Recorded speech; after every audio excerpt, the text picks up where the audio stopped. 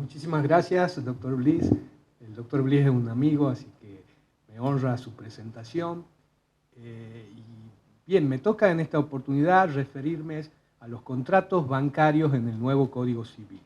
Pero quería, antes de empezar, pedirle la dispensa a todos ustedes porque no puedo hacerlo sin antes formalizar una serie de agradecimientos que me parecen absolutamente legítimos en orden a todas las personas y a todos los organismos que han confluido para la realización de este curso de actualización en Derecho Privado. De modo tal que quiero agradecer principalmente al Colegio de Abogados que ha estado permanentemente a disposición, facilitando las instalaciones y los recursos para poder realizar este curso. Quiero agradecer también a la Academia Nacional de Córdoba y en particular a su director, el doctor Luis Mosés de Espanés, que la verdad, luego de haber recibido uno de los premios más importantes que otorga la Corona Española, se vino a inaugurar este curso casi sin desempacar las valijas, lo cual habla de la enorme generosidad y compromiso y vocación que tiene con la formación de operadores jurídicos. Quiero también agradecer muy especialmente al director del Instituto de Derecho Privado del NOA, el doctor Juan Carlos Veiga, que ha acompañado la realización de este curso con su capacidad enorme de gestión y de trabajo, lo cual ha simplificado muchísimos aspectos vinculados a la realización del mismo. También no puedo olvidarme de agradecer a los directores académicos, el doctor Ernesto Guayar y muy especialmente al doctor Benjamín Moisás, que ha estado permanentemente acompañando todos los aspectos organizativos de esta jornada y instándonos y participando en aras de cubrir y cuidar todos los detalles organizativos. Y finalmente, no puedo dejar de agradecer a los directores ejecutivos del curso de actualización en Derecho Privado, en especial el doctor Germán Müller, el doctor Rodrigo Padilla y el doctor Horacio Bliss. Gracias a todos ellos ha sido posible la realización de esta jornada y de la cual estamos promediando la mitad aproximadamente. Esta es la última jornada, después nos va a tocar la feria y vamos a continuar el primer jueves después de la feria. Con la particularidad que hoy terminamos con el módulo vinculado a los contratos y nos toca en esta ocasión referirnos a los contratos bancarios que han sido regulados en el Código Civil y Comercial. La verdad es que la regulación de los contratos bancarios aparecía impuesta como una necesidad. Y esto tiene que ver con el fenómeno de la bancarización, en donde lo que se intenta es canalizar a través de las entidades financieras la mayoría de los movimientos económicos para encontrar a través de esta un soporte que facilite el manejo de la economía general del país. Entonces, este fenómeno de la bancarización había impuesto que la regulación de determinados institutos y contratos bancarios tenga una prioridad especial en la preocupación del legislador. Al punto tal que en referencia a los contratos bancarios, debo decir que la fuente principal que ha seguido el Código Civil y Comercial es el proyecto del 98, el proyecto Alterini, aun cuando el mismo también ya se encontraba reflejado en el proyecto de 1987. De modo tal que con muy pocas diferencias, en realidad lo que hace el Código Civil es plasmar la tendencia que ya había sido iniciada con el proyecto del 87 y profundizada con el proyecto Alterini del 98. Esta necesidad de estructurar un régimen normativo a una multiplicidad de contratos y negocios jurídicos que eran reconocidos como atípicos aparece como un aspecto a destacar. Yo personalmente hubiese preferido que la regulación de los contratos bancarios estuviera establecida a través de una disposición legislativa específica y no incorporadas a un texto de un Código Civil y Comercial que por definición es mucho más refractario a los cambios que son propios de los negocios bancarios. De modo tal que hoy por hoy lo cierto es que el Código Civil y Comercial se ha ocupado de regular contratos bancarios, aunque no todos. Bien, ustedes saben que el negocio bancario, en línea de principio, es un negocio financiero, en donde lo que trasciende es el rol de intermediador de la entidad financiera o el banco entre la oferta y demanda de recursos económicos. Esto que desde el punto de vista de la técnica contable se manifiesta en un conjunto de operaciones que luego, a través de acuerdos y de pactos, se traducen en contratos que se celebran con los usuarios de estos servicios financieros y que dan forma a una cantidad importante de negocios jurídicos, pero que desde el punto de vista de la técnica contable es posible fragmentar en tres aspectos claramente diferenciados. En primer lugar, el que tiene que ver con las operaciones activas, en donde el banco actúa como colocador de fondos en poder de terceros y como consecuencia asume un rol de acreedor en el vínculo negocial y en el marco de la relación jurídica. Desde el punto de vista contable, las operaciones activas se registran en el estado de situación patrimonial desde el punto de vista del capital prestado como un activo corriente y desde el punto de vista de los intereses que genera ese capital prestado en el estado del resultado como un ingreso financiero.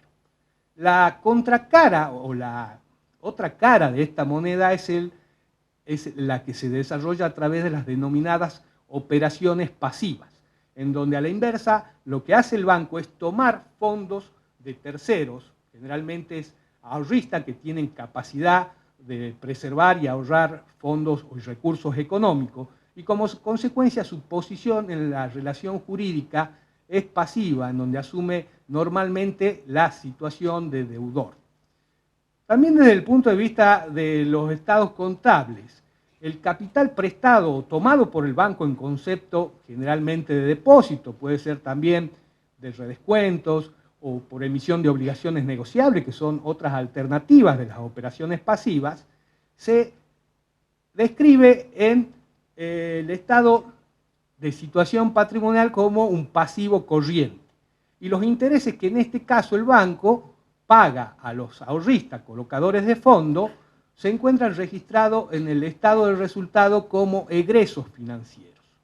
Esta técnica contable es además fundamental porque ha servido como base al esquema normativo que el Banco Central de la República Argentina realiza sobre todo el espectro de las instituciones que caen bajo la égida de la autoridad de superintendencia, distinguiendo lo que se denominan operaciones pasivas de las operaciones activas, con la particularidad que el precio de cada una de esas operaciones se traduce en la percepción de un interés que a veces el banco tiene que pagar, como en el caso de las pasivas, e interés que en muchos casos cobra a través de las operaciones activas. El diferencial entre el interés activo, la tasa de interés activa y la tasa de interés pasiva es lo que se conoce básicamente como el spread financiero y en todo caso es lo que justifica la rentabilidad del negocio. Bien, finalmente existe un tercer segmento que son el que constituyen las operaciones de servicios, que realmente han crecido en cantidad y en número en forma considerable. Alguna vez decía el profesor Juan Carlos Veiga que difícilmente algunos abogados tengamos la oportunidad de cruzar las puertas de una escribanía para celebrar un contrato de donación. Pero seguramente muchos de nosotros no vamos a poder evitar o escapar a cruzar las puertas de un banco para vincularnos a través de algunas de las del distinto menú o portafolio de operaciones y negocios jurídicos que a diario realizamos con los bancos. Bien, el contrato bancario ha sido básicamente definido por el maestro Joaquín Garrigues, diciendo que es el contrato bancario como un acuerdo para constituir, regular o extinguir una relación que tenga por objeto una operación bancaria. Esta definición es comprensiva tanto de los contratos que se vinculan con las denominadas operaciones activas como aquellas que tienen que ver con las operaciones pasivas y de servicios o neutros. Lo que pone en evidencia que en la esencia del negocio financiero está la posibilidad de otorgar créditos, porque el crédito no es otra cosa que la transmisión o la transferencia temporal en orden al cumplimiento de una prestación actual bajo el compromiso de cumplimiento de una prestación que se difiere en el tiempo. Y para eso, para que este negocio creditorio pueda subsistir, es fundamental la existencia de la confianza. Confianza fundamentalmente del prestatario, ¿sí?, para poder cumplir con el compromiso de dar forma a la obligación que éste ha diferido temporalmente. Por eso, en toda relación de crédito hay un aspecto económico. Y ese aspecto económico es la transferencia que hace quien presta dinero, confiriendo poder de compra, ¿sí?, al tomador o deudor de la relación para que pueda usarlo o utilizarlo actualmente, ya sea en su actividad comercial, productiva, de consumo, etc. Y por otro lado existe una clara faz de carácter jurídico, que es en definitiva la que explica la relación crediticia, es decir, como la transferencia de una prestación actual contra el compromiso de cumplimiento en el tiempo de una prestación diferida temporalmente, bajo las condiciones y los esquemas que se hubiesen pactado al tiempo de su celebración.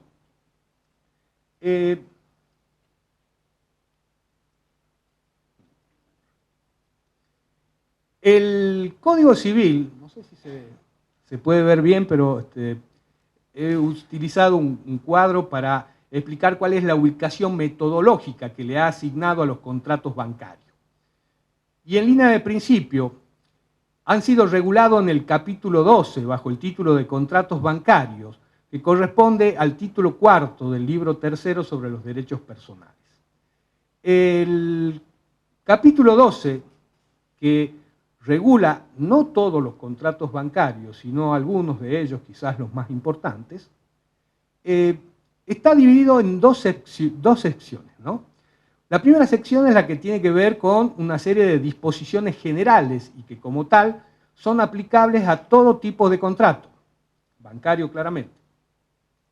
Esta primera sección se subdivide a su vez en dos parágrafos. El primer parágrafo es el que tiene que ver con las denominadas condiciones de transparencia contractual en materia de actividad bancaria y financiera. Y el segundo parágrafo es el que se vincula con los denominados contratos bancarios de consumo. La segunda sección ya se refiere particularmente a los contratos que han sido tipificados en este capítulo, de los cuales se destaca básicamente el contrato de depósito, observen ustedes, un contrato que responde a una operación pasiva, el contrato de cuenta corriente bancaria, que dicho sea de paso ya se encontraba regulado en el Código de Comercio a través del artículo 791 y subsiguiente, y que la doctrina ha caracterizado como un contrato de naturaleza bifronte, porque puede asumir un rol de negocio jurídico tanto activo como pasivo. Por eso el 791 decía que el contrato de cuenta corriente es aquel en el cual el cuenta correntista tiene autorización para girar en descubierto, lo cual menta una operación activa, o tiene fondos depositados a su nombre y por lo tanto libremente disponibles, lo que a su vez menta la existencia o relación de una operación pasiva. El contrato de préstamo, que ha sido definido en el 1408, y el contrato de descuento bancario. Finalmente, el parágrafo cuarto regula el contrato de apertura de crédito. Estos contratos responden al negocio de intermediación. En cambio, los dos últimos parágrafos, que tienen que ver con la regulación que ha hecho el Código del contrato de cajas de seguridad y de custodia de título, tienen que ver con operaciones de servicio u operaciones neutras, en donde hemos señalado que el banco percibe un beneficio o una rentabilidad, en este caso a partir de la percepción de una comisión y no de un interés como evidentemente ocurre en las operaciones activas o pasivas.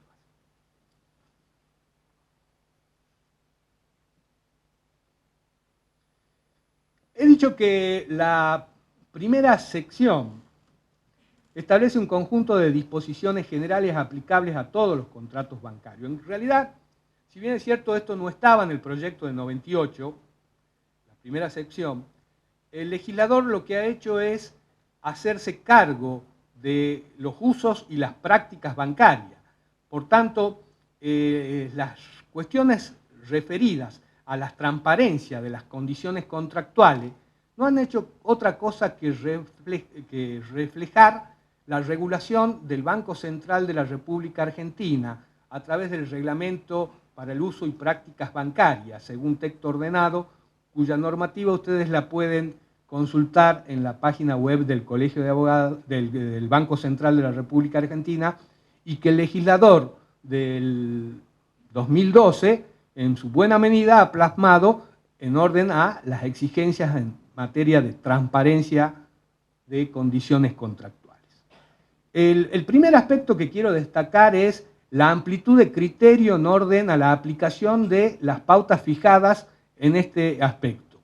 Fíjense, algunos autores como Barreira Delfino, por ejemplo, han criticado la denominación de contrato bancario, porque esta, en definitiva, lo que hace es mentar el negocio en función del carácter subjetivo que tiene el mismo, es decir, mentando la existencia en la relación jurídica de un especial sujeto como es un banco. Y ustedes saben que en este sentido, el artículo 2 de la Ley 21.526 establece cuáles son las entidades que quedan comprendidas bajo el régimen de regulación de la autoridad de Contralor, en este caso el Banco Central de la República Argentina. Fíjense en que el criterio seguido por el legislador del 2012 es bastante amplio, porque establece que no solamente será de aplicación esta sección para aquellos sujetos comprendidos en el artículo 2 de la 21.526, sino respecto a todos aquellos que, conforme la reglamentación establecida por el Banco Central de la República Argentina, puedan serles de aplicación estas disposiciones generales en materia de condición de transparencia de condiciones contractuales. Esto menta básicamente, por ejemplo, el caso de las emisoras de tarjetas de créditos no bancarias. Imaginen ustedes, por ejemplo, una firma como Sucrédito o Platino, quedarían perfectamente comprendidas dentro de las disposiciones generales de este parágrafo. De modo tal que lo que se ha hecho es tratar de lograr un tratamiento uniforme para los contratos cuyo núcleo es básicamente idéntico y que responden a estas características que nosotros hemos mencionado como de la esencia del negocio financiero. Por lo tanto, la referencia a bancos que hace este capítulo debe ser entendida en sentido amplio y como abarcativa de personas físicas o jurídicas, de sujetos comprendidos en el artículo 2 de la Ley de Entidades Financieras, de entidades que realizan actos de financiamiento que no estén comprendidas en el artículo 2 de la Ley de Entidades Financieras, en sociedades financieras, por ejemplo, y en sociedades internacionales que también se dediquen a la actividad de financiamiento. El capítulo continúa con una serie de disposiciones relativas a las exigencias en materia de publicidad, en donde aquí lo que se hace es apuntalar el deber de información que tienen los bancos e instituciones financieras como empresas profesionales del crédito. Y por lo tanto la exigencia ha sido establecida con criterios rigurosos respecto de las entidades financieras y los bancos a los que nos hemos hecho referencia. En este caso, la ley establece que al tiempo de la celebración de los contratos de negocios bancarios, las entidades financieras deben precisar con claridad si se trata de una cartera de consumo o una cartera comercial. Esto que en la práctica viene sucediendo en la actividad bancaria y financiera, que distingue lo que es la banca personal o la banca individuo de la banca corporativa o la banca empresas, pasa a ser una cuestión fundamental. Aunque luego vamos a ver cómo ha venido a quedar diluida por cuestiones en donde el régimen del Código Civil termina estableciendo la aplicación de los criterios dispuestos para la protección de las relaciones de consumo y de los contratos de consumo a todos los intervinientes en la contratación bancaria. El régimen establecido en el 1379 exige informar y anunciar la tasa de interés, los gastos, comisiones y demás condiciones económicas de las operaciones y servicios que ofrecen las entidades financieras. Es claro que todo esto está básicamente anclado en las exigencias vinculadas al deber de información. Los bancos van a tener que ser sumamente cuidadosos en el cumplimiento y la observancia de este requisito. Aquí se ha incorporado en orden a la forma una, no diría una novedad, pero una exigencia que en principio no estaba en la práctica de los negocios bancarios. El 1380 exige la forma escrita para los contratos bancarios. De hecho, esto ocurre generalmente. En la mayoría de los casos, los contratos se instrumentan por escrito, aunque la instrumentación es solamente de carácter probatorio, pero la última parte exige además que se le entregue al usuario del servicio financiero o bancario una copia del mismo. Esto puede resultar interesante porque no siempre ha sido de uso en la práctica bancaria y hoy aparece impuesta como una exigencia establecida por el legislador que responde en definitiva al principio del doble ejemplar que caracteriza los negocios de contenido o de carácter bilateral.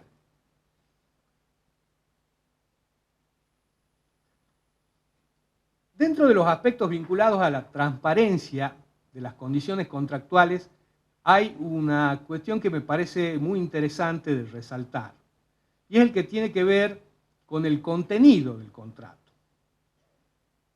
Y en este orden de ideas, el legislador del 2012 ha exigido que en la contratación bancaria se exprese o se establezca tanto el interés como el precio, los gastos y comisiones y las demás condiciones económicas a cargo del cliente.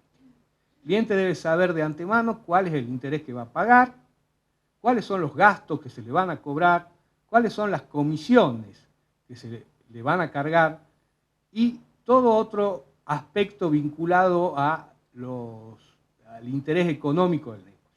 Pero aquí el legislador ha agregado una pauta de interpretación que actúa como cláusula supleatoria cuando en la relación jurídica no se ha establecido un criterio en orden a la fijación de los intereses.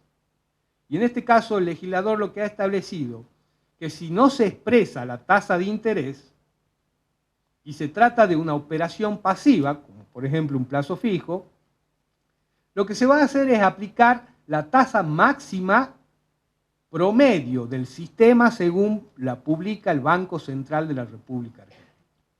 En cambio, si la operación es activa, por ejemplo un préstamo, lo que se va a hacer es aplicar la tasa mínima, ¿sí?, para las operaciones activas promedio según la publicación que al respecto hace el Banco Central de la República. Finalmente, en orden a la información que exige el banco, que exige la ley respecto del banco y que se vincula con las operaciones que estos normalmente celebran con sus clientes, se han fijado plazos que obligan al banco, sobre todo en el caso de los contratos a plazos indeterminados o a plazo mayor de un año, la imposición respecto del banco de comunicar por lo menos una vez al año o en el tiempo menor que se hubiese establecido la información al cliente. Y en este caso, el cliente puede oponerse por escrito dentro de un plazo de 60 días de recibida la información. Este plazo después va a mutar en el caso de la información establecida en materia de contrato de cuenta corriente como consecuencia de la emisión de los resúmenes, donde el plazo va a ser menor. Otra cosa que establece esta sección en este tratamiento de las condiciones contractuales es la que se vincula con la posibilidad del cliente de rescindir en cualquier momento el contrato, sobre todo cuando se trata de un contrato de plazo indeterminado, como puede ser la cuenta corriente bancaria o la tarjeta de crédito, sin que tenga que soportar penalidades algunas. Salvo, claro está, que las penalidades sean consecuencia de actos o negocios generados con anterioridad al momento del ejercicio de la rescisión contractual.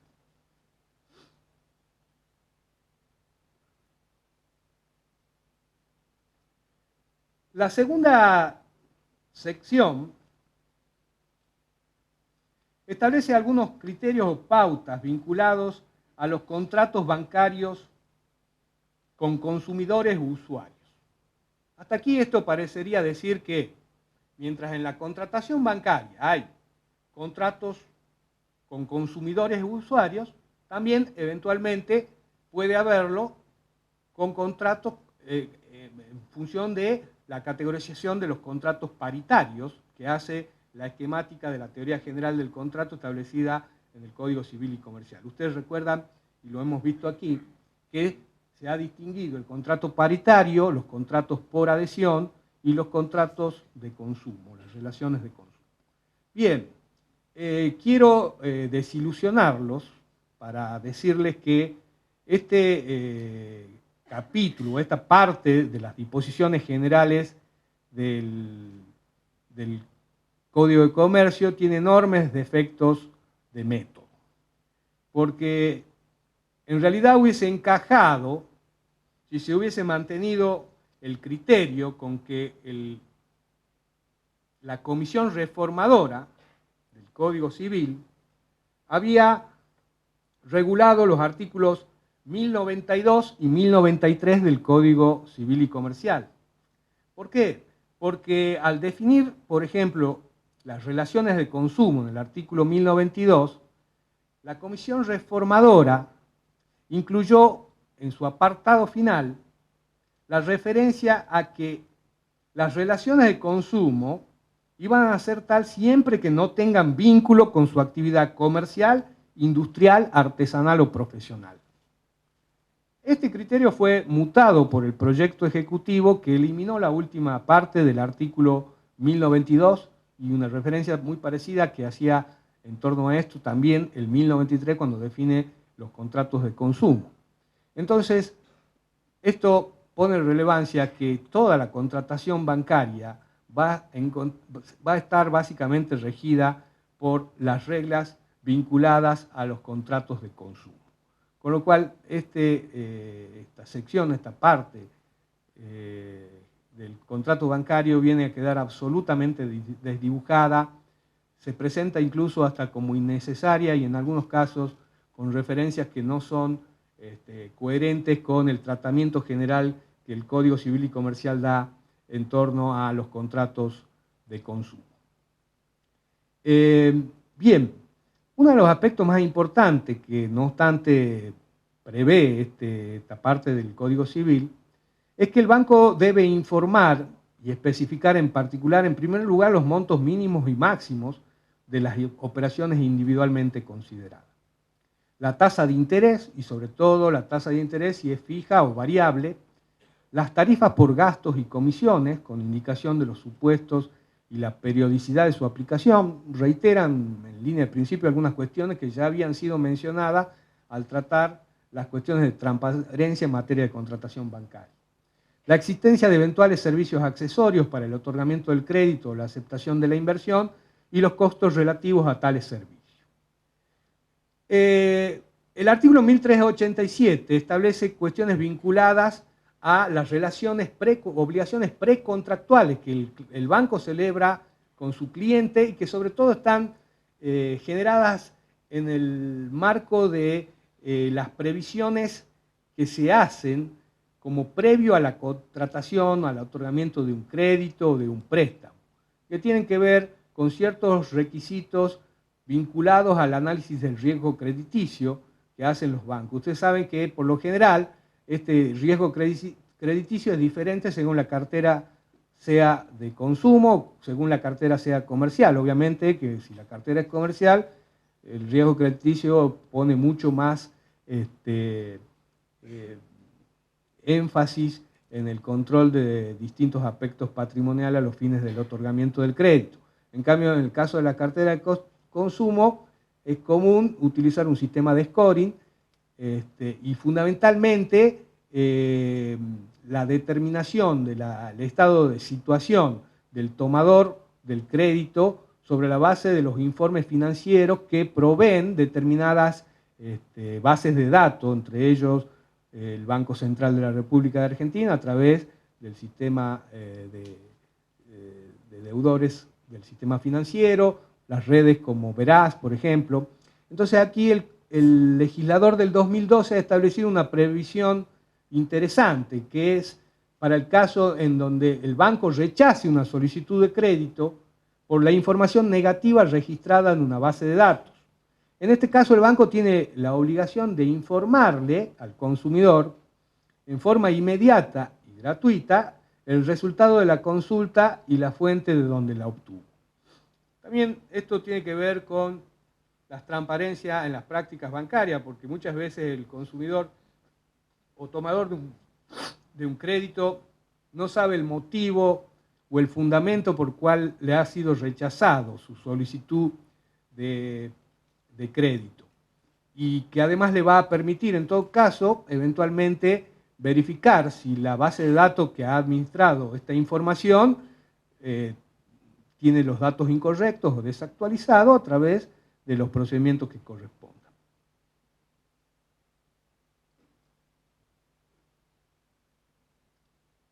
Vamos a entrar ahora a la sección segunda.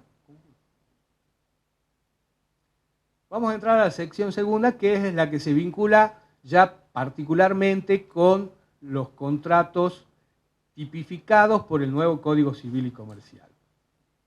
El primero de ellos es el contrato de depósito, que ha sido normado en el artículo 1390. Reitero, en esto el legislador no ha sido demasiado novedoso, salvo algunas cuestiones que yo voy a ir marcando en distintos colores y que me parecen pueden ser interesantes de analizar. Ha seguido, reitero, el proyecto Alterini y ha definido el contrato de depósito bancario diciendo que hay depósito de dinero cuando el depositante transfiere la propiedad al banco depositario. Esto es muy importante porque después, cuando veamos el caso del préstamo bancario, comete un error el legislador del 2012 al decir que la propiedad del crédito es de los titulares de la cuenta, sean dos o más. En realidad, el depósito bancario, por esencia, es un depósito irregular, porque el objeto del negocio se vincula con una cosa que es esencialmente fungible. Consecuentemente, con esto se extingue con el primer uso que de ella se hace. Por tanto, el depositante transfiere la propiedad, ¿sí?, del dinero depositado. Alguien podrá decir, bueno, pero la fungibilidad puede ser convencional y yo puedo eventualmente decidir que quiero individualizar por sus números de serie los billetes que he entregado para que se me devuelvan exactamente los mismos. Claramente esto es una hipótesis de laboratorio que no responde a las prácticas del negocio bancario. Y continúa diciendo, quien tiene la obligación, el banco obviamente, de restituirlo en la moneda de la misma especie, a simple requerimiento del depositante o al vencimiento del término o del preaviso convencionalmente previsto. Alguien, no yo, diría que el que depositó dólares recibirá dólares. De todas maneras, queda el interrogante a la luz de lo dispuesto por el artículo 765. Es decir, el 765, ustedes saben, regula las obligaciones de dar sumas de dinero. Y en el caso que la obligación haya estipulado una moneda que no sea de curso legal en la República Argentina, se la tiene como obligación de dar cantidades de cosas. Y en consecuencia el deudor puede liberarse dando el equivalente en moneda de curso legal. A ver, ¿qué decir respecto de este tema? Desde hace mucho tiempo el legislador argentino viene insistiendo en la necesidad de cumplir los compromisos pactados en la moneda que se ha acordado y convenido legalmente.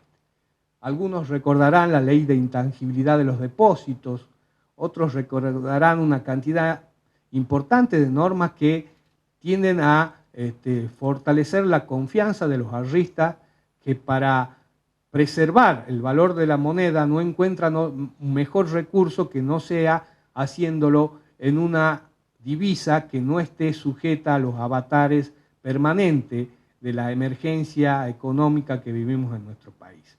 De modo que lo dicho hasta aquí tiene la misma seriedad y la misma nivel de responsabilidad que aquel que dijo que el que depositó dólares recibirá dólares.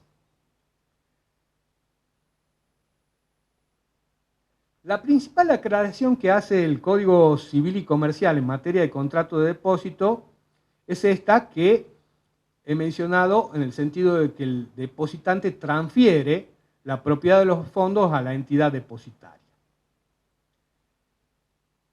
Esto lo sitúa claramente como un depósito irregular, por lo que el banco en este caso tiene la posibilidad de utilizar el dinero a su exclusivo criterio. En definitiva, por tratarse de una cosa fungible, el dinero se extingue por el primer uso que de ella se hace y en consecuencia la obligación del banco es restituir, ¿sí?, otra cantidad igual en idéntica calidad y especie. Y dentro de la idéntica calidad y especie, recordamos la referencia a la moneda en que se pautó el vínculo o negocio jurídico. Lo cierto es que aquí lo que el depositante tiene, en realidad, es un derecho a la disponibilidad de los fondos depositados, conforme los términos y en las condiciones del título de depósito constituido.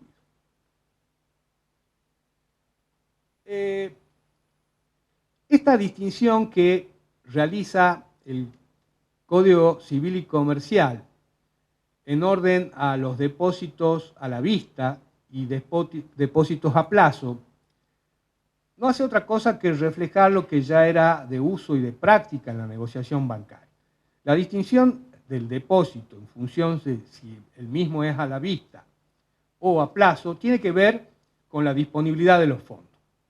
Cuando el depósito permite al depositante disponer inmediatamente o al primer requerimiento que éste haga, estaremos en presencia de un depósito a la vista. Los ejemplos típicos de esto son el contrato de cuenta corriente bancaria y el contrato de caja de ahorros.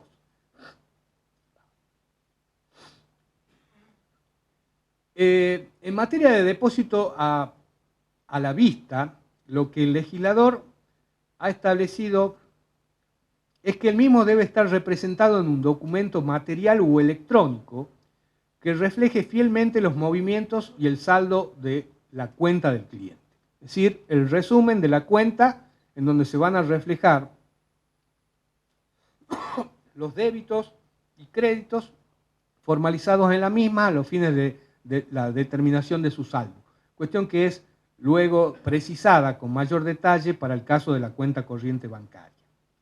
Incluye en su última parte, el artículo 1391, una referencia en orden a la disponibilidad de los mismos. Y al respecto establece que si el depósito está a nombre de 2 o más personas, cualquiera de ellas puede disponerlo, aún en caso de muerte de una, excepto que se haya convenido lo contrario. Ustedes saben que en la práctica los depósitos pueden ser constituidos a la orden conjunta o a la orden indistinta, ¿sí? En el caso de que el depósito esté constituido a la orden indistinta, claramente la titularidad de los fondos depositados pertenece en su totalidad a cualquiera de los titulares de la cuenta en que han depositado. En el caso de que la titularidad sea conjunta, ¿sí?, habrá que establecer si el criterio del legislador, como lo hace eventualmente en determinados casos, implica que esa titularidad sea en partes iguales. El principio que rige es el de la titularidad indistinta. De modo tal que si las partes nada dicen al respecto, en este caso el depósito es de titularidad indistinta de cualquiera de los titulares del mismo. En todo caso, para suplir el principio general, serán las partes quienes deberán acordar, ¿sí?, una titularidad conjunta o mancomunada de la misma. El artículo 1392 establece algunas previsiones respecto del contrato a plazo. El contrato básicamente a plazo, por excelencia, es el contrato a plazo fijo. Y dispone que el depósito a plazo otorga al depositante el derecho a una remuneración, es decir, le otorga al depositante el derecho a percibir un interés, que es, en definitiva, el precio en el caso del contrato de depósito. Y agrega que esa remuneración la va a percibir si no retira la suma depositada antes del término o del preaviso convenido, ¿sí? Esto deja abierta la puerta a la posibilidad que existan casos en que el depositante se retire antes del término o plazo convenido con pérdida del interés o de la remuneración prevista. Eventualmente, en la práctica existe un distinto menú o portafolio de inversiones en las cuales algunas autorizan el retiro anticipado de los fondos establecidos. De modo tal que habrá que estar en todos los casos a las características y a las condiciones del negocio celebrado entre las partes. Y finalmente, el último párrafo del 1392 destaca que el banco debe extender un certificado transferible por endoso que se haya pactado, que se haya convenido en el contrato. Aquí hay una referencia que me parece importante realizar y que es la que se vincula con las disposiciones de la Ley 20.663. La Ley 20.663 es una norma del año 1974 y le imponía a los bancos depositarios la obligación de entregar al depositante un certificado nominativo transferible, a los que califica como títulos valores y los somete a las disposiciones y normas de la letra de cambio. De modo tal que esta disposición normativa no ha sido derogada por el Código y tiene algunas características que pueden ser de utilidad, sobre todo la prevista en el artículo 4, que prevé los casos de pérdida, extravío o sustracción del plazo fijo, a los cuales le aplica el método de la cancelación de la letra de cambio para estos casos. Un método realmente engorroso y totalmente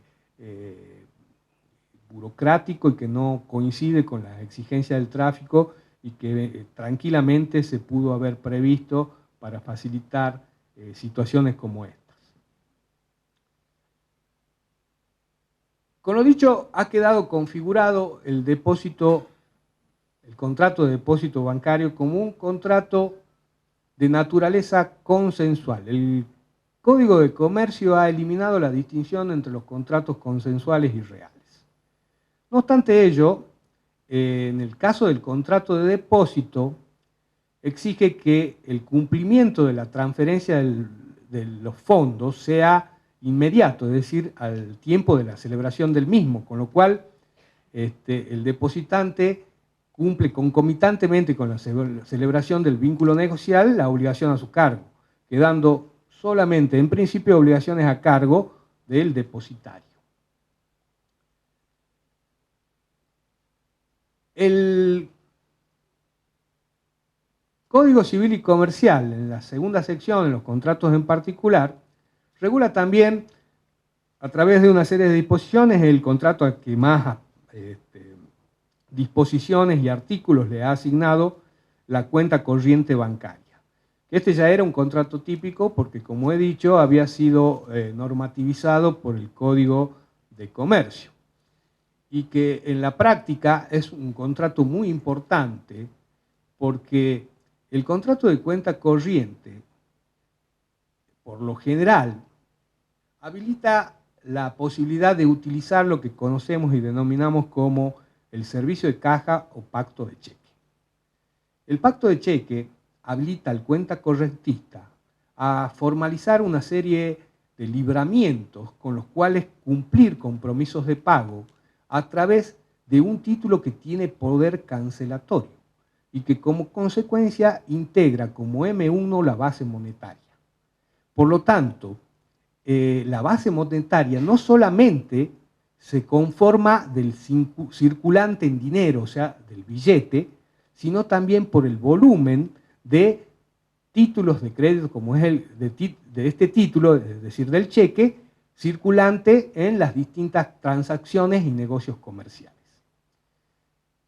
Además, la vinculación de la cuenta corriente con el pacto de cheque genera la posibilidad de que la cuenta corriente tenga una relación triangular, en donde por un lado se relaciona el banco con el cuenta correntista a través de lo que conocemos como el lado interno de la relación jurídica y que quedará instrumentado con la celebración del contrato de cuenta corriente, y por otro lado la vinculación externa o el lado externo del cheque que permite al cuenta correntista librar este título en favor de terceros con poder cancelatorio que serán atendidos por el banco en la medida que existan fondos suficientes o posibilidad de utilizar el sobregiro o la apertura del crédito si es que se le hubiere convenido.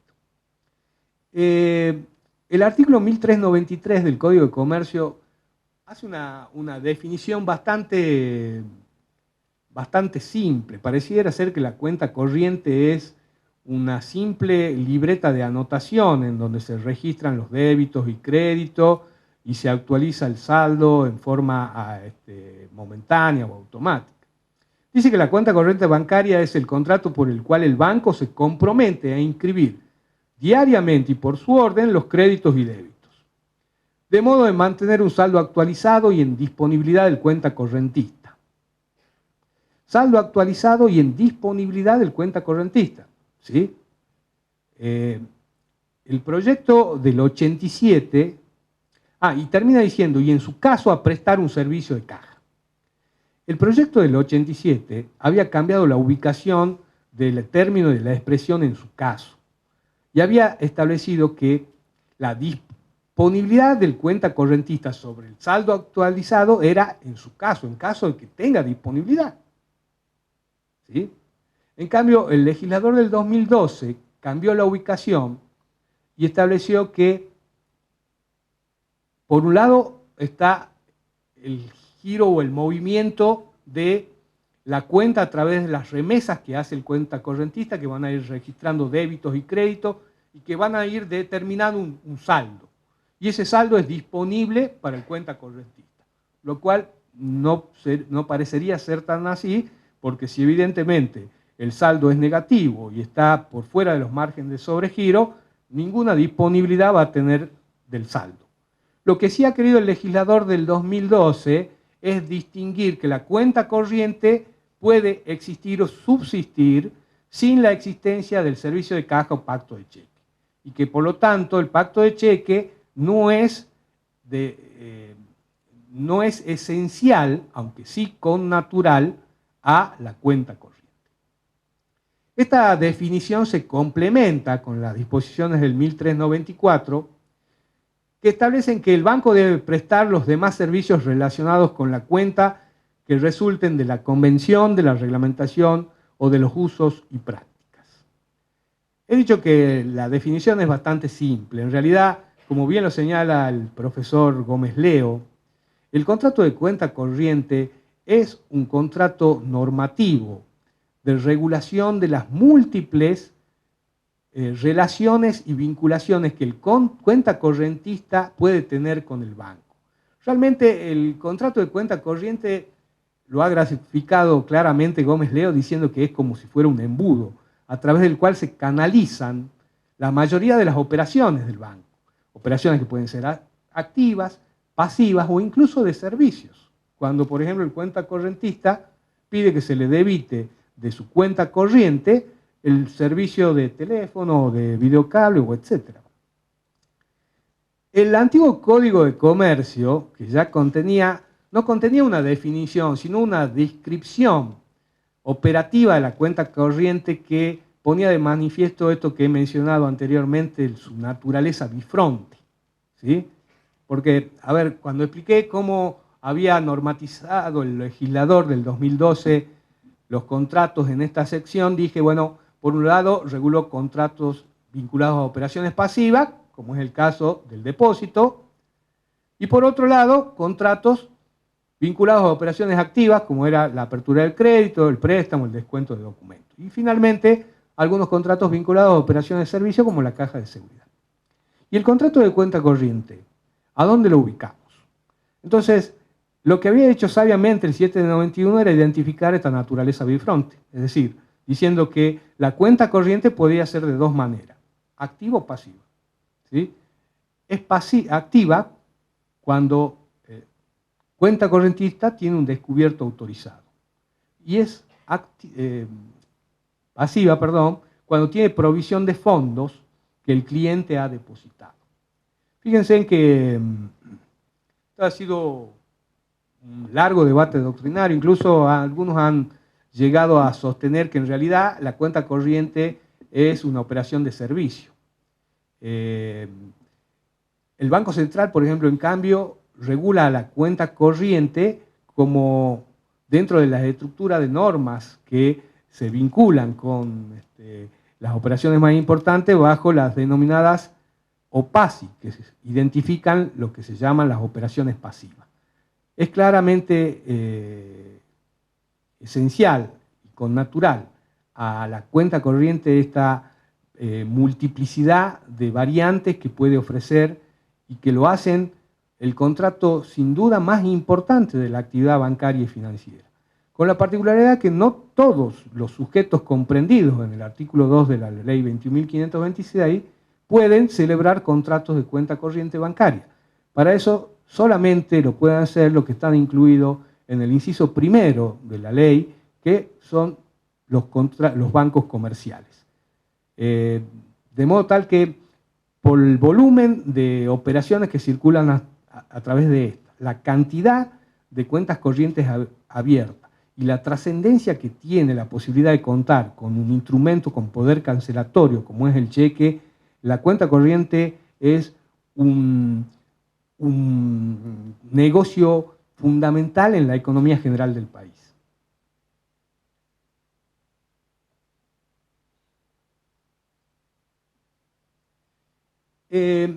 Luego el Código Civil y Comercial se ha encargado de determinar qué es lo que se acredita y qué es lo que se debita en la cuenta corriente.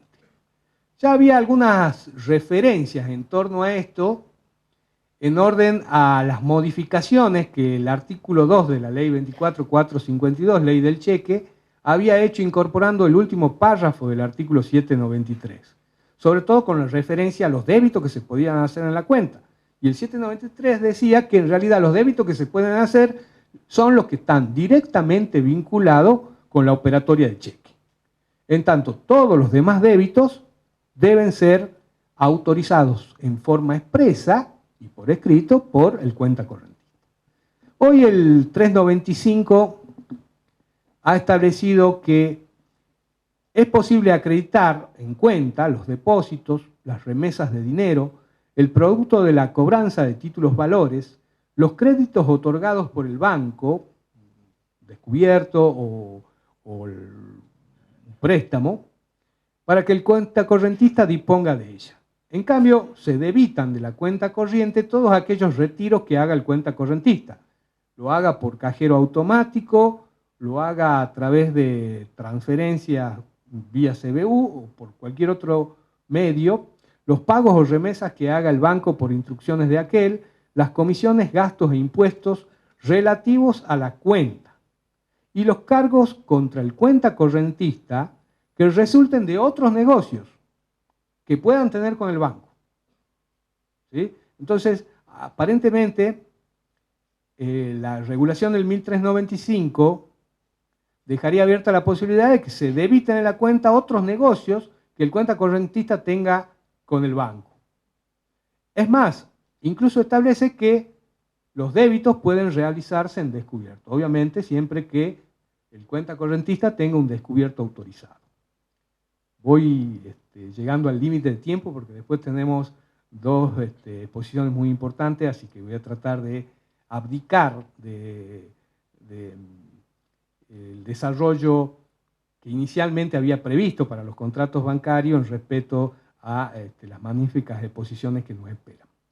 El servicio de cheque, como he dicho, hoy aparece como claramente diferenciado de la función que realiza la cuenta corriente. Entonces, el 1397 se ha encargado de establecer que si el contrato incluye, lo cual claramente puede no incluirlo, de hecho esto había dado lugar a la clasificación en la doctrina y en la jurisprudencia de las denominadas cuentas corrientes operativas y cuentas corrientes no operativas. Claramente existen también muchas cuentas corrientes no operativas. En el caso mío, la mía es no operativa. Si el contrato incluye el servicio de cheque, el banco debe entregar al cuenta correntista a su solicitud los formularios correspondientes. Estos formularios son los cheques que se encuentran claramente regulados por la autoridad de superintendencia. El Banco Central de la República realmente tiene un texto ordenado de la reglamentación de la cuenta corriente bancaria y el cheque, que son aproximadamente 75 páginas. Lo cierto es que el pacto de cheque permite la utilización de este instrumento como medio de pago. Y para que el cuenta correntista pueda utilizar el cheque, necesariamente debe contar con el sustracto contable que le provee una cuenta corriente. Puede haber cuenta corriente sin cheque, pero no puede haber claramente una cuenta corriente, un cheque sin cuenta corriente. ¿Cuáles son las prestaciones derivadas del contrato de cuenta corriente que en realidad identifican la naturaleza de este negocio? Yo he dicho que en la definición adopta una referencia bastante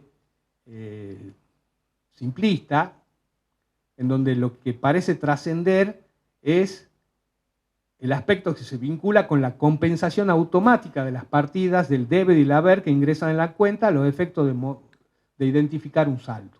Pero la cuenta corriente también puede brindar el servicio de caja o pacto de cheque, como lo acabo de mencionar, el servicio de disponibilidad de los fondos depositados, que en la medida de que existan, el cuenta correntista puede libremente y a su solo requerimiento reclamarlos, y el servicio de crédito por vía de descubiertos.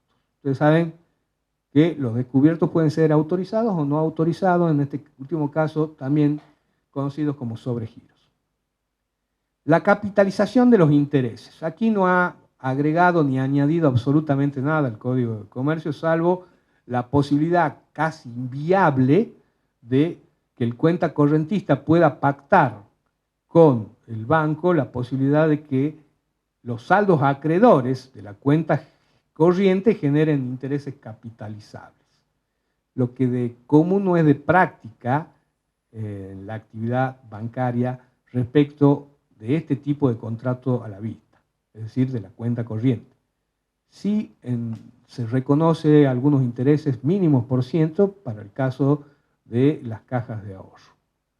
La capitalización de los intereses por los saldos deudores se realizan trimestralmente. Lo que hace la norma es replicar las disposiciones del 795 del antiguo Código de Comercio. Solidaridad y propiedad de los fondos. Fíjense en que el 1399 dice que cuando las cuentas estén a nombre de dos o más personas, los titulares son solidariamente responsables al banco por los saldos que arrojen. Claramente esto viene sucediendo con algunas previsiones en aquellos casos en donde la cuenta corriente pueda estar abierta a nombre de una persona y a la orden de otra, en donde en realidad hay una relación de mandato. El titular de la cuenta es la persona a cuya nombre se ha abierto, y el mandante es la persona que puede disponer de la misma en este caso.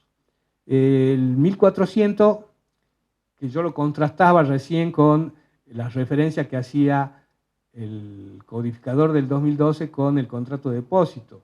Dice que, excepto prueba en contrario, se presume la propiedad de los fondos. En realidad lo que se presume es la disponibilidad del crédito o la disponibilidad del dinero que eventualmente tienen los cuentas correntistas en la cuenta, existentes en la cuenta abierta conjuntamente o indistinta a nombre de más de una persona. A nombre de una persona pertenecen a los titulares por partes iguales. Y bien, vamos ingresando en la última parte para destacar algunas cuestiones que tienen que ver con los resúmenes de la cuenta corriente y con el saldo deudor en cuenta corriente. Dos temas que han sido de mucho debate y tratamiento, tanto en la doctrina como en la jurisprudencia. Habían sido previstos, por ejemplo, el tema de los resúmenes en el párrafo primero y segundo del 793 y el saldo deudor de cuenta corriente en el tercer párrafo del 793. Hoy lo trata en forma separada y se refiere a esto el 1403, ¿no? El 1403 modifica los plazos que prevía el primero y segundo párrafo del 793.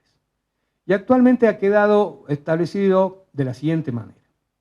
Excepto que resulten plazos distintos de la reglamentación de las convenciones o de los usos, el banco le debe remitir al cuenta correntista dentro de los 8 días de finalizados cada mes un extracto con los movimientos de débitos y créditos y sus respectivos saldos en la cuenta corriente, cada mes, salvo que existan otros plazos establecidos convencionalmente.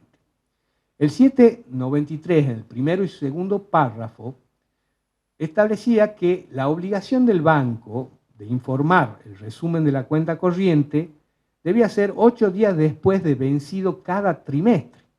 En este caso, el deber de información que tiene el banco respecto a los resúmenes es por cada mes. O periodo convenido de liquidación. Finalmente, en el inciso B del artículo 1403,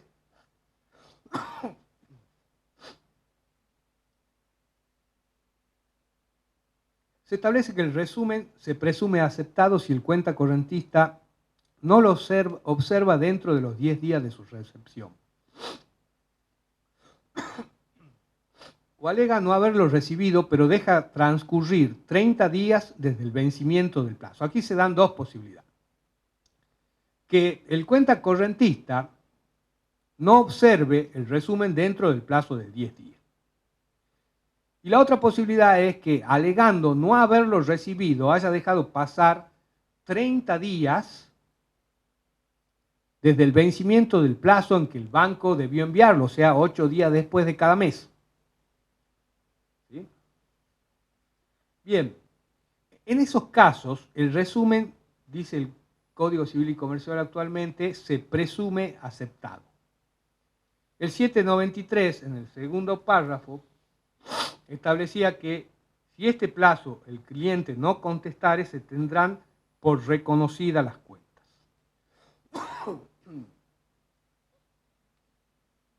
Es claro que a la luz del sistema de protección que establecen las disposiciones vinculadas a la Ley de Defensa al Consumidor, el cuenta correntista tiene la facultad de iniciar la revisión del saldo, mientras tanto no haya prescripto la acción. De modo tal que esta previsión tiene un alcance limitado. Finalmente, la cuenta se cierra por decisión unilateral de cualquiera de las partes, previo aviso de 10 días, lo mismo que decía el 792, y el Código actual ha agregado como causal de cierre la quiebra, muerte o incapacidad del cuenta correntista, la revocación o autorización para funcionar, quiebra o liquidación del banco, lo cual realmente es obvio, y las demás causales que surjan de la reglamentación o de la convención, de modo tal que el Banco Central puede reglamentar otras causales, de hecho así lo ha hecho, de cierre de la cuenta corriente. Ejecución del saldo deudor en la cuenta corriente. Ustedes saben que el 793 del Código de Comercio, en su segundo párrafo, los dos únicos requisitos que exigía para la ejecutabilidad del saldo es que el saldo haya sido firmado por gerente y contador general del banco. y decía que las constancias de los saldos deudores en cuenta corriente otorgadas con la firma conjunta del gerente y contador del banco serán consideradas títulos que traen aparejada ejecución. En esto creo que el Código Civil y Comercial ha mejorado la determinación de un instrumento con las características que tiene el saldo deudor de cuenta corriente, que habilita un título que trae aparejada ejecución y que es emitido en forma unilateral, ¿sí?, por el banco. Y en este caso he exigido que, primero, se produzca el cierre de la cuenta. Esto había sido tema de debate, hay una posición que ha seguido la jurisprudencia, en el caso Banco Galicia versus Lucich, en donde se admitía que el saldo deudor se podía ejecutar aún cuando la cuenta corriente no esté cerrada, como ocurría en los casos en donde lo que se hacía era suspender el servicio de caja o pacto de cheque para poder seguir debitando otras operaciones que quedaran pendientes. Además, el cuenta correntista debe ser informado de ese cierre por el banco. Y luego establece cuáles son los requisitos del que deberá estar munido el certificado de saldo deudor. En primer lugar, exige que el mismo sea rubricado por 2 personas apoderadas del banco. En este caso, los bancos se van a tener que poner a revisar los poderes conferidos a las autoridades, funcionarios y gerentes zonales para poder firmar los certificados de saldo deudor. Además, deberán indicar al tiempo de confeccionar el saldo deudor la escritura pública en la que conte dicho apoderamiento.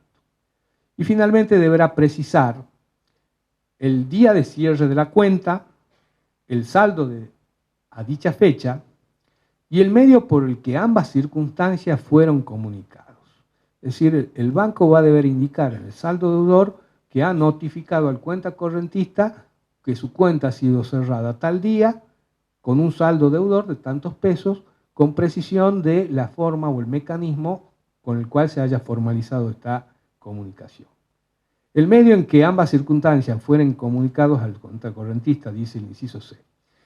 Y finalmente agrega que el banco es responsable por el perjuicio causado por la emisión o utilización indebida de dicho título, lo cual no ha hecho otra cosa que traducir en el texto normativo una posición que viene desde hace tiempo sentando la jurisprudencia de nuestros tribunales como consecuencia de la emisión ilícita o indebida de los certificados de saldo deudor.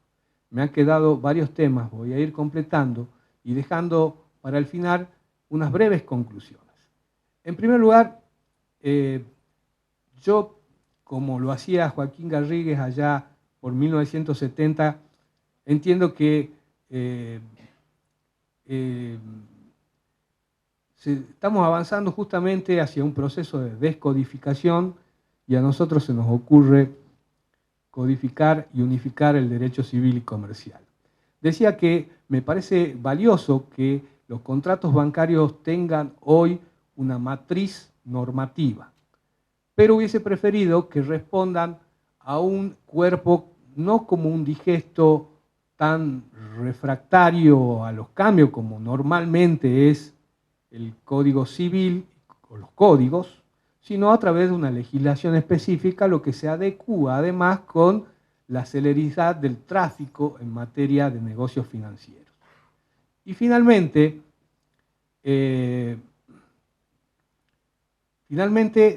rendir creo porque estamos a casi menos de un mes de la vigencia del nuevo código y me parece que vale la pena rendir un homenaje sentido al maestro Vélez Arfield, que con su Código Civil rigió la vida de los argentinos durante más de 150 años.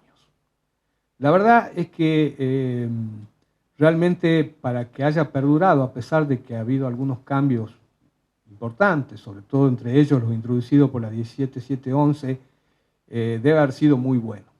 No soy yo quien está en condición de decir si este código es bueno o es malo. Creo que será el tiempo, en todo caso, lo que dirá, el que lo dirá.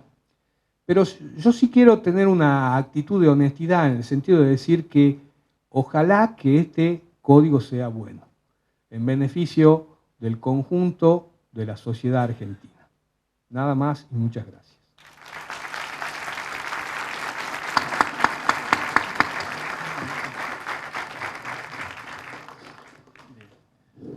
No sé si hay alguna pregunta.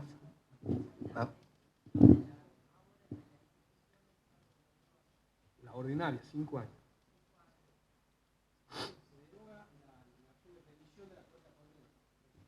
Exactamente.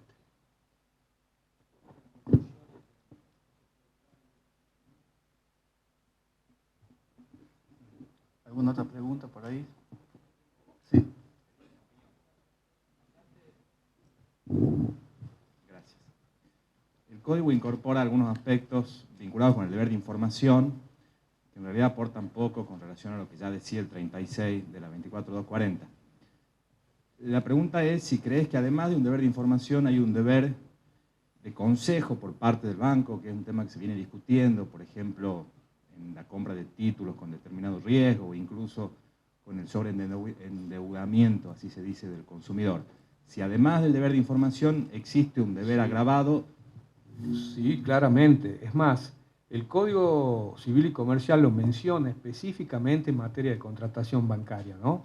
Por ejemplo, establece, entre otras cosas, al tiempo de determinar las reglas de transparencia en las condiciones contractuales, que el banco debe informar al cliente sobre las distintas opciones que existen en el sistema, ¿sí?, al tiempo de acordar o preestablecer un vínculo crediticio.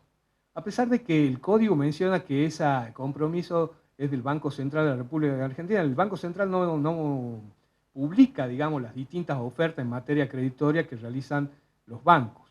Es más, hasta incluso en aras de fortalecer ese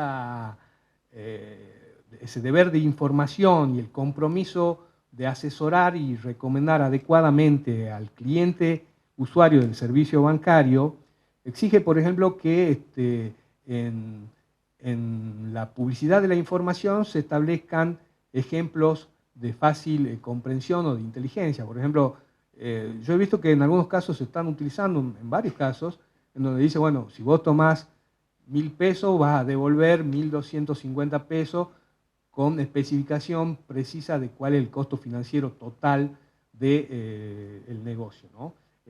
Claramente la tendencia, y que además, a fuerza de ser sincero, digamos, esto ya viene siendo una tendencia a través de la práctica y de los usos bancarios que están regulados y normativizados por el Banco Central de la República Argentina. Algunos bancos lo vienen cumpliendo bastante bien, otros dejan bastante que desear.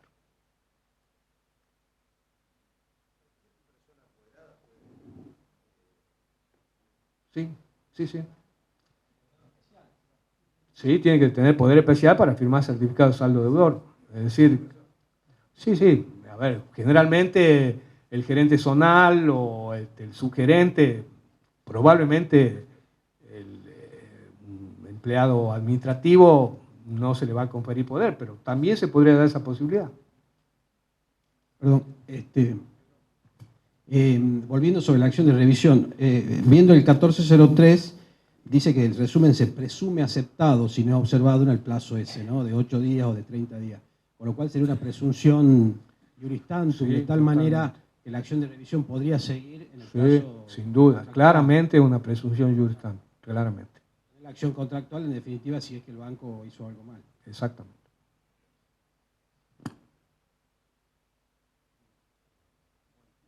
Las 18:25, 5 minutos antes incluso de lo previsto, vamos al descanso para después venir con las otras dos conferencias. Muchísimas gracias a todos.